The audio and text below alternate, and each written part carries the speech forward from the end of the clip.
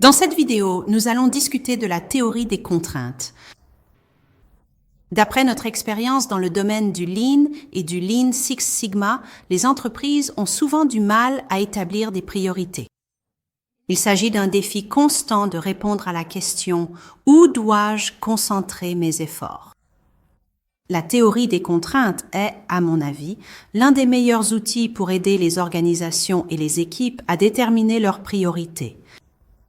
Elle a été initialement décrite par M. Goldratt en 1984 dans son livre intitulé « Le but ». En essence, la théorie des contraintes consiste à identifier et à travailler sur le goulot d'étranglement. Imaginez que vous êtes dans un environnement de production et que vous souhaitez livrer plus rapidement aux clients.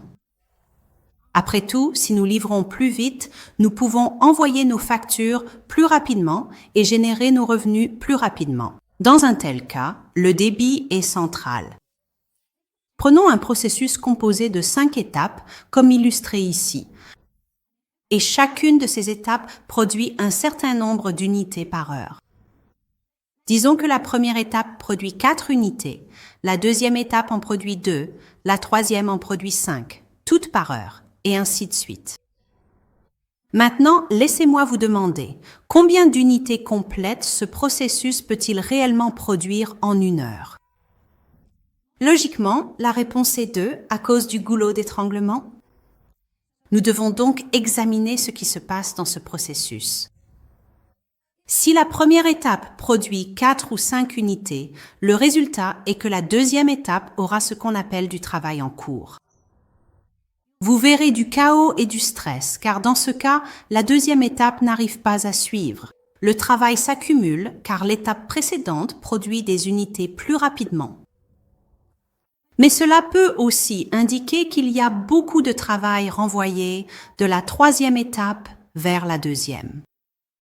Il est possible que, parce que le travail à l'étape numéro 2 doit être terminé très rapidement, la pression crée des défauts, ce qui conduit à ce que le travail soit renvoyé.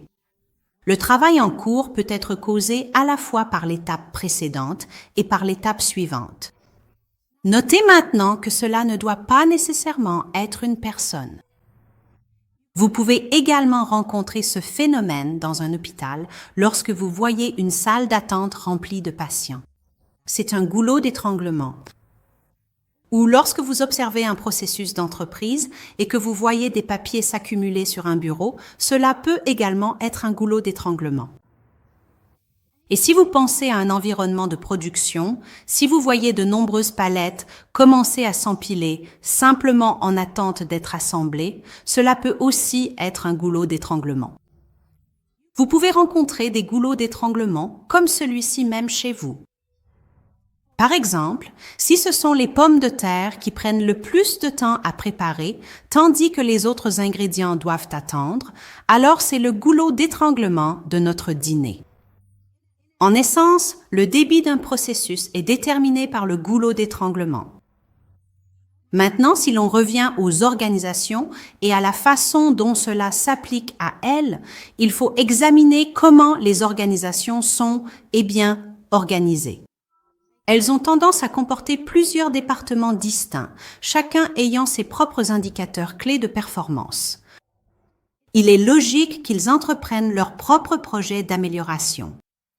Donc, par exemple, si le numéro 5 disait « Je veux améliorer ma propre efficacité », c'est-à-dire l'efficacité du département, et je veux passer de 6 unités par heure à 9, il faut se demander « Est-ce que cela aurait un impact pour le client ?» Dans ce cas, non, car la vitesse de livraison au client est déterminée par le goulot d'étranglement. Il est très limité d'améliorer des choses qui ne sont pas liées au goulot d'étranglement. Alors, comment procède-t-on pour améliorer un processus? Eh bien, il y a 5 actions que nous devons entreprendre. Premièrement, il faut identifier le goulot d'étranglement. Où se trouve-t-il? Deuxièmement, ce processus qui est le goulot d'étranglement ne doit jamais s'arrêter, ce qui signifie que vous ne voulez jamais ralentir cette étape, le numéro 2 dans ce cas, là où se situe le goulot d'étranglement. Parce que ralentir signifie que vous produisez encore moins et livrez encore moins aux clients.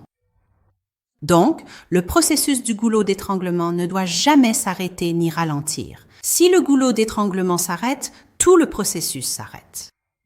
La troisième étape de la théorie des contraintes consiste à ajuster la vitesse de toutes les autres étapes du processus à celle du goulot d'étranglement afin qu'il n'y ait pas de travail en cours ou de temps d'attente inutile créé. Quatrièmement, vous travaillez à améliorer la vitesse du goulot d'étranglement lui-même. Le goulot d'étranglement doit être aussi épuré que possible, débarrassé de tout superflu. Vous pouvez améliorer la production du goulot d'étranglement en utilisant certaines des ressources provenant des autres étapes ou départements qui ont une capacité supérieure à celle du goulot d'étranglement. Et cinquièmement, vous recommencez depuis le début à l'action numéro 1 en identifiant le nouveau goulot d'étranglement. Pourquoi ? Parce qu'une fois que vous avez apporté vos améliorations et que vous constatez des résultats, il est très probable qu'un nouveau goulot d'étranglement apparaisse. Ce processus est cyclique.